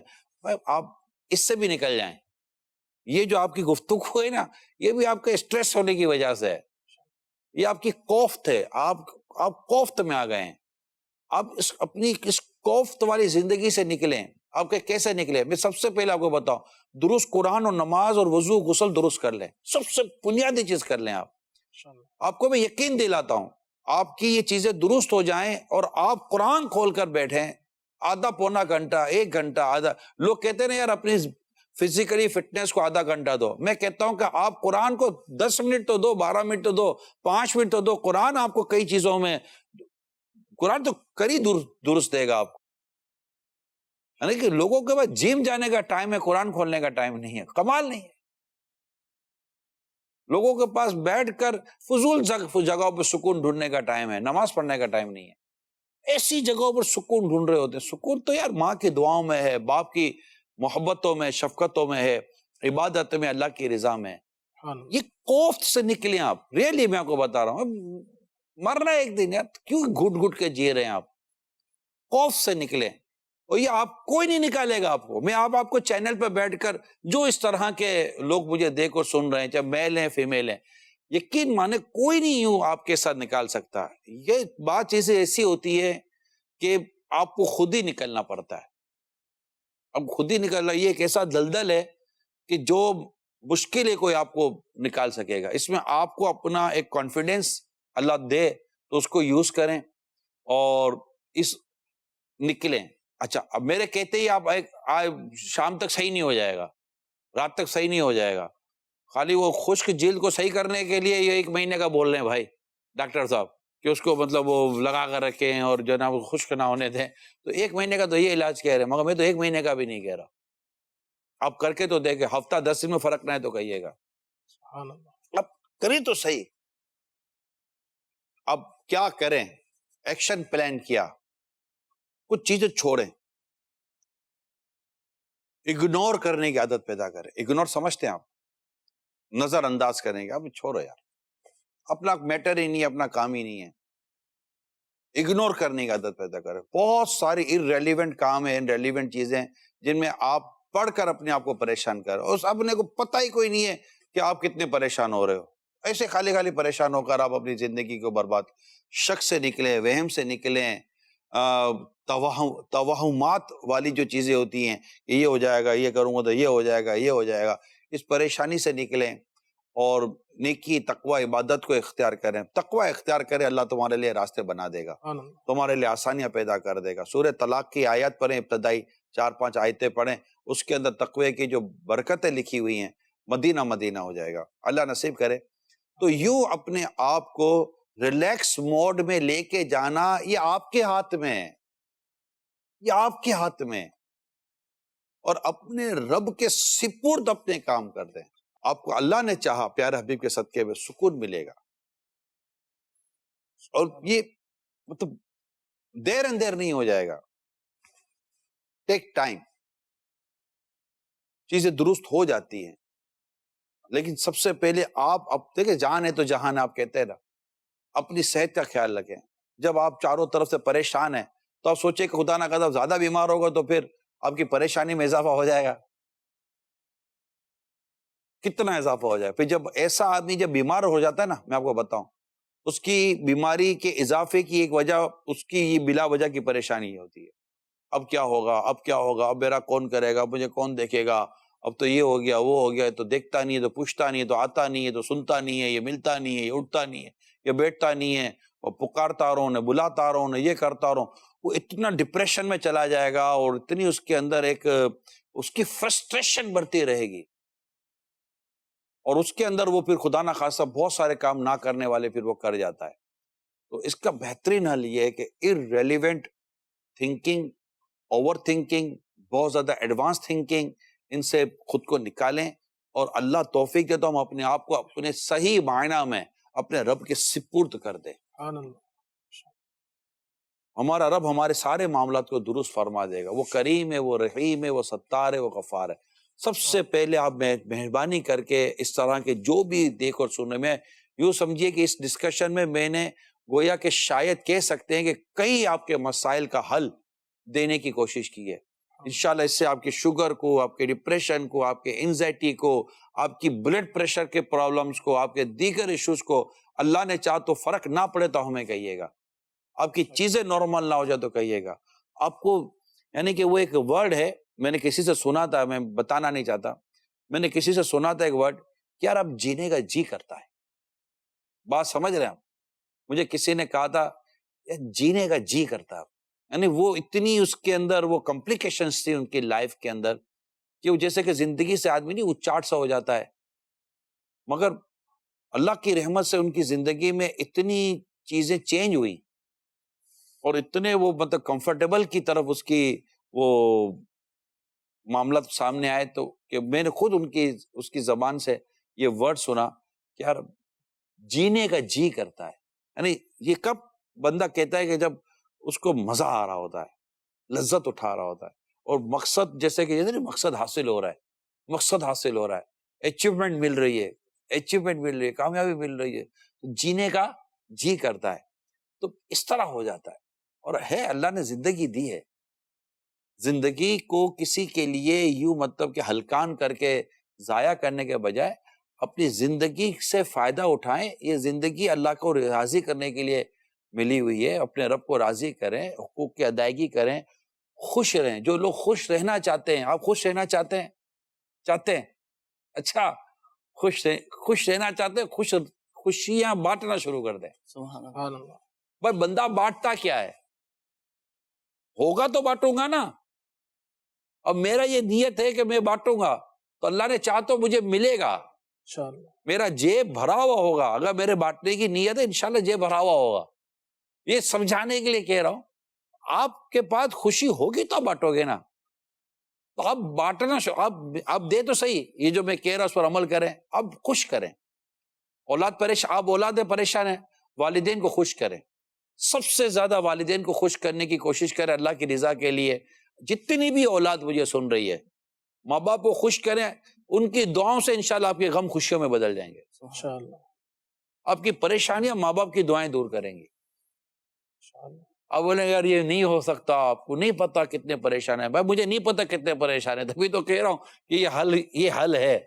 اب ڈاکٹر کے کہنے پہ یار بغیر تحقیق کے دوائی بھی تو کھا ہی لیتے ہو نا, تو یار ہمارے کہنے پر بھی عمل کرنے کی کوشش کرو. آپ کو نہ لطف آئے نہ مزہ آئے تو مجھے کہیے گا. کئی لوگ جو تکلیف و تنگی میں ہے نا, میں ان کو مشورہ دیتا ہوں صلہ رحمی کریں. والدین کے ساتھ, بھائی بہنوں کے ساتھ, رشتہ داروں کے ساتھ, خاندان والوں کے ساتھ, خونی رشتوں کے ساتھ صلہ رحمی کریں. آپ کی زندگی کا انداز اور آپ کی یہ پریشانیاں نہ تبدیل ہو تو ہمیں کہیے گا. یہ تو میں نسخے بیان کر رہا ہوں جو قرآن و حدیث نے ہم کو سکھائیں. اس سے بڑھ کر نسخے کیا ہوں گے, اس سے بہتر نسخے جو میں آپ کو اس وقت بیان کرنے کی کوشش کر رہا ہوں. ہم نے خود ہی اپنے لیے پریشانیاں لی ہوئی ہیں, ہم نے خود ہی اپنے لیے تکالیف اٹھائی ہوئی ہیں, اور جو تکالیف دور کرنے کے مین راستے اور طریقے ہیں ہم اس کو اگنور کر چکے ہیں, یا ہمیں علم نہیں ہے, یا ہم اس طرف کرنا ہی نہیں چاہ رہے. دوائیں کھا لیں گے, مہینے کے 15-20 ہزار روپے خرچ کر دیں گے, مگر یہ نہیں کریں گے جو فری بھی ہے اور اللہ کی رضا کے لیے کرو تو ثواب بھی ہے, ریٹرن بھی ہے اللہ نے چاہا تو. یہ یوں سمجھے کہ آج میں نے یہ وقت آپ کا زیادہ لے لیا, لیکن زندگی کو پرسکون بنانے کے لیے, با مقصد بنانے کے لیے, پر لطف بنانے کے لیے آپ لوگوں کو خوش رکھیں اللہ کی رضا کے لیے. اور یہ بہت سارے اس کے آپ کو انشاءاللہ تعالی وجوہات ملیں گی, اللہ کو راضی کرنے کی وجہ مل جائے گی آپ کو کہ اللہ کی رضا کے لیے میں اس کو کیسے راضی کروں. آپ کو اس کی وجہ ملے گی انشاءاللہ تعالی. جذبہ ہوگا تو رہنمائی ہو جائے گی. کافی وقت لے لیا آپ کا, معافی چاہتا ہوں. جی کال دیں. میں نے ابھی پچھلے دنوں میں اینجیوگرافی کرائی تو ڈاکٹروں نے نا 3 وینے بند بتائی ہیں, بند بتائی ہیں, تو اس کے لیے کوئی نسخہ پوچھنا تھا. اللہ آپ کو شفا عطا کرے, تندرستی عطا کرے.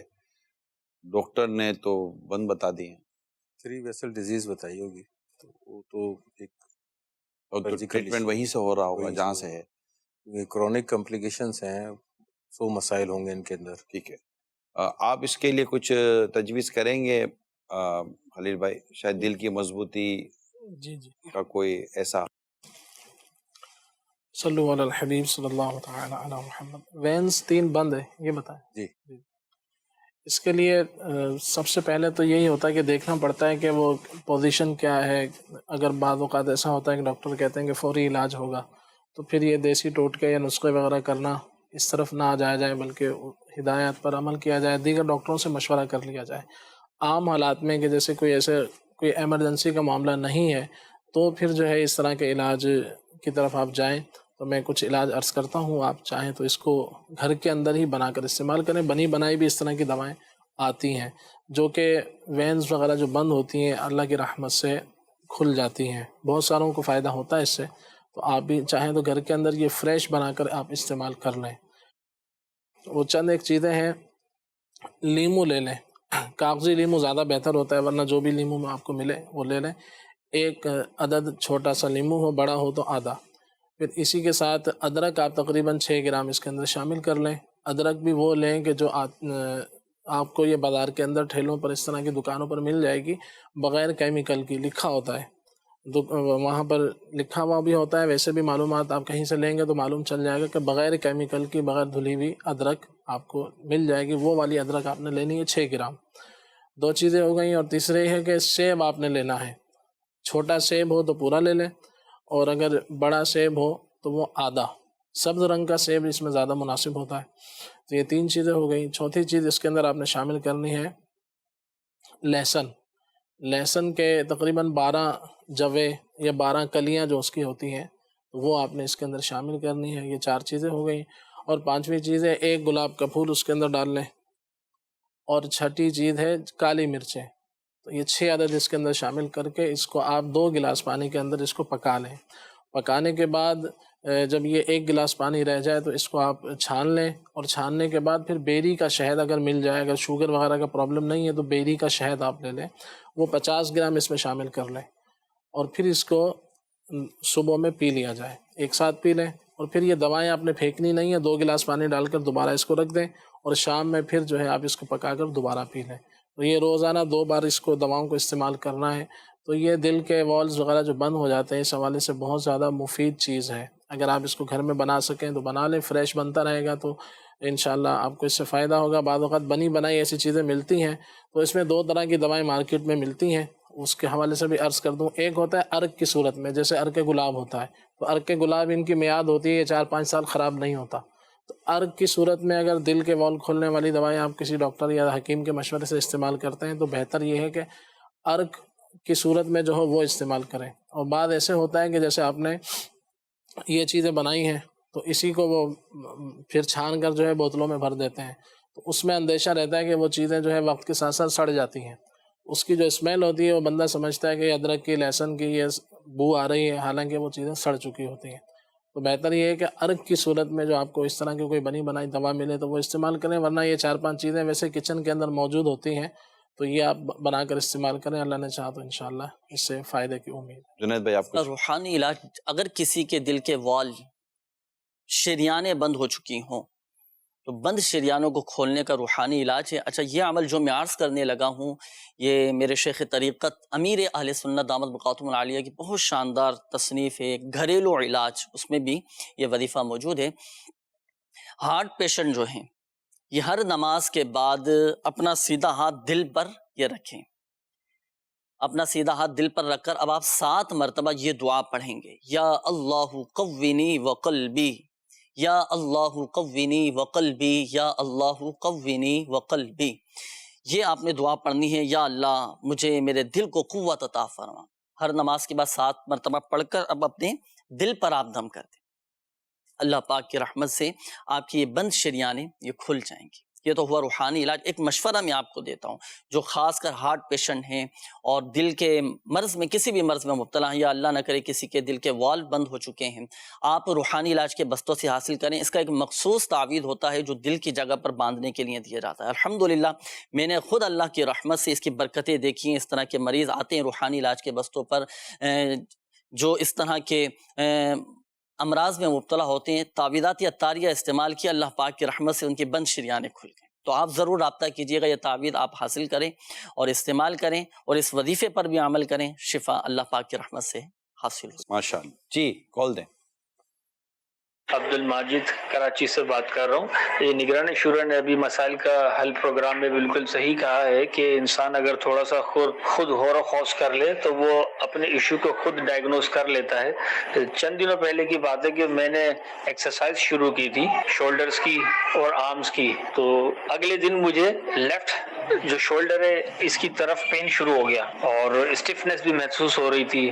तो मैंने इसकी दवाई नहीं ली क्योंकि मुझे खुद समझ में आ गया था कि ये एक्सरसाइज थोड़ी मैंने ज्यादा कर ली, इस वजह से हुआ होगा, और ऐसा ही हुआ। बगैर दवा के वो 2 दिन में खुद ही नॉर्मल हो गया। अच्छा, दूसरा ये बताइएगा कि अगर एक्सरसाइज से तकलीफ हो रही हो, पेन हो रहा हो, तो फिर क्या करना चाहिए? एक्सरसाइज को डिसकंटिन्यू करना चाहिए या मोड ऑफ एक्सरसाइज चेंज करना चाहिए? थोड़ा सा अगर बताइएगा।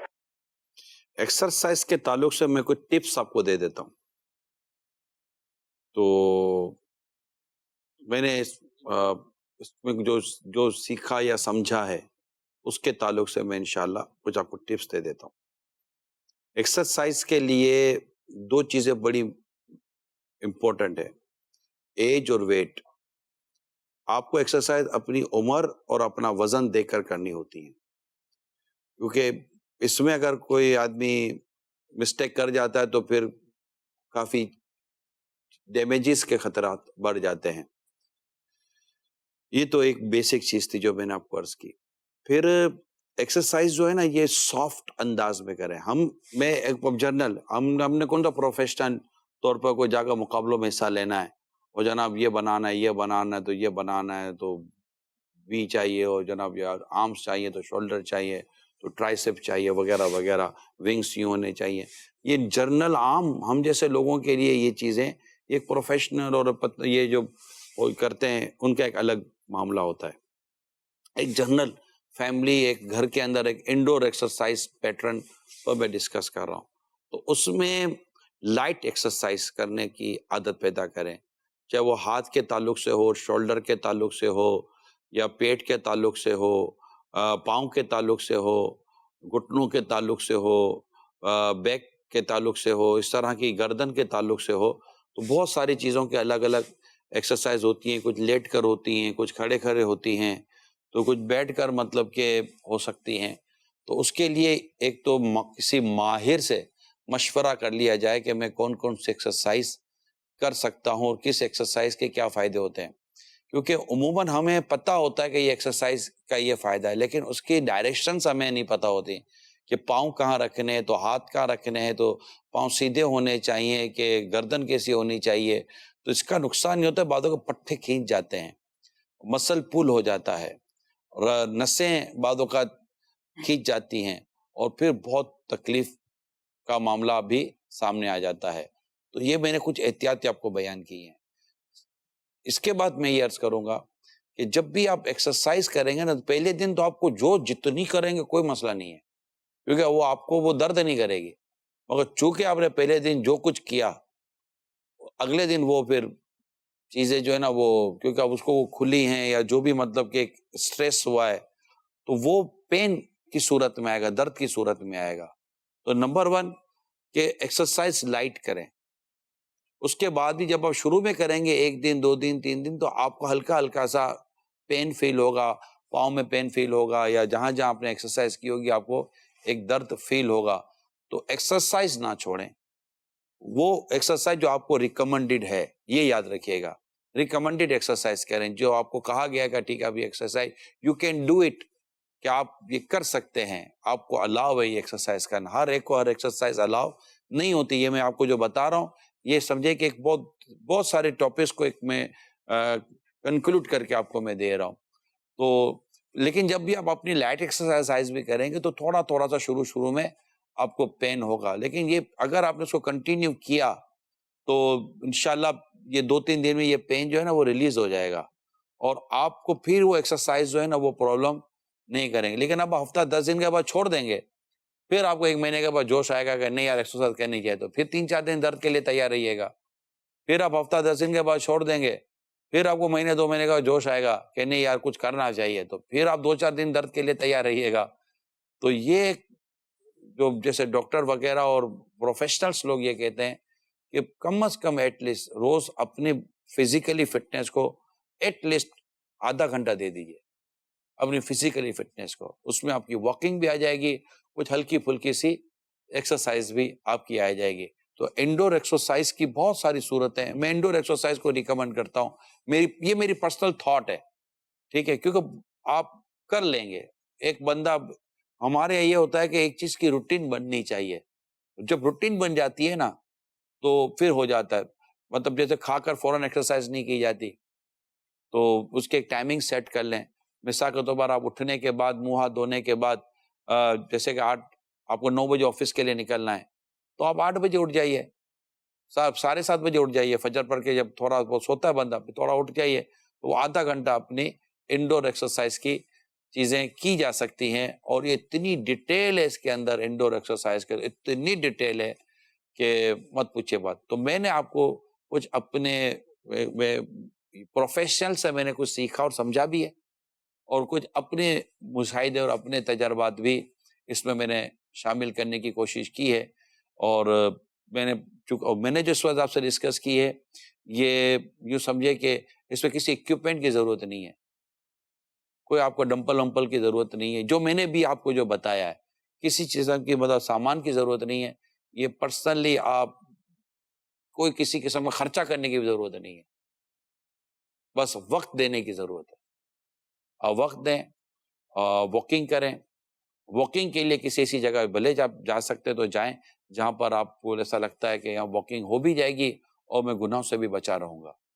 تو یہ ہے کہ جتنا پیدل چلیں گے, ویسے 45 منٹس پیدل چلنے کو ایک بہت زبردست, اس کو مطلب اچھی واکنگ کہتے ہیں. 15 منٹ آپ نارمل قدم سے چلیں, 15 منٹ پھر تیز قدم سے چلیں, پھر 15 منٹ نارمل قدم سے چلیں. آپ کو لگے کہ آپ کو تھکن لگی ہے اور آپ کا پسینہ نکلا ہے, تو یہ آپ کا ایک ریزلٹ نکلتا ہے نا, یہ ریزلٹ آیا ہے. تو یہ تو بہت ہی اچھی, مطلب کہ جس کو کہتے ہیں نا کہ ایک اسٹینڈرڈ قسم کی چیز ہے 45 منٹس. لیکن ہر ایک کو دنیا میں یہ میسر ہو یہ ضروری نہیں ہے. تو گھر کے اندر کوئی جیسا ہلکا پھلکا سا انتظام کر لیں, یا کوئی اور آپ ایسا جگہ لے لیں جہاں واکنگ کر سکیں, نکل جائیں پیدل آدھا پونا گھنٹہ, 5-7-10 کلومیٹر آنا جانا کر لیں. تو یہ بھی کچھ اوراد و وظائف اپنے ساتھ لے لیں کہ جناب یہ آؤں گا جاؤں گا تو اتنے بھی میرے سارے وظیفے بھی اوراد و وظائف بھی پورے ہو جائیں گے. کچھ میسیجز ہوتے ہیں جو چلتے پھرتے میسیجز نپٹا لیتا ہے بندہ, تو یہ لے لے کچھ کام کی چیزیں بھی, تو ہو جاتا ہے الحمدللہ. اوراد و وظائف میں بھی کہیں نہ کہیں آپ کو پڑھنے کا, درود پاک پڑھنے کا بھی موقع مل جائے گا. تو یہ کچھ چیزیں میں نے مجموعی طور پر عرض کرنے کی کوشش کی ہے. اجازت دیجیے, صلو علی الحبیب صلی اللہ تعالی علیہ. اور کوئی اس میں کوئی کمزوری بات غلط رہ گئی تو نہیں, بالکل صحیح آپ نے فرمایا ہے. اس کے اندر بس ایک امپورٹنٹ چیز یہ ہوتی ہے کہ ہمارے یہاں جو بیسیکلی مسٹیک کی جاتی ہے کہ کوئی بھی ایکسرسائز اگر فرض کرے کوئی ڈاکٹر یا کوئی بھی مشورہ دے رہا ہوتا ہے, ہم فرسٹ آف آل فوراً وہ ایکسرسائز کر دیتے ہیں, وارم اپ نہیں کرتے اپنے آپ کو. جیسے آپ نے کہا کہ شروع میں ہلکا ہاتھ رکھیں, تو دیکھیں وارم اپ باڈی کو کر لیتے ہیں تو پھر شاید آپ کو اس تکلیف کا سامنا نہیں کرنا پڑتا جب آپ ڈائریکٹلی ایک ہیوی ایکسرسائز پہ چلے جاتے ہیں. باقی تو آپ نے مفصل بدن کو ایکسرسائز کے لیے تیار کرنا پڑتا. جی بالکل, وارم اپ کر لیں. اجازت دیجیے, صلو علی الحبیب صلی اللہ تعالی علیہ.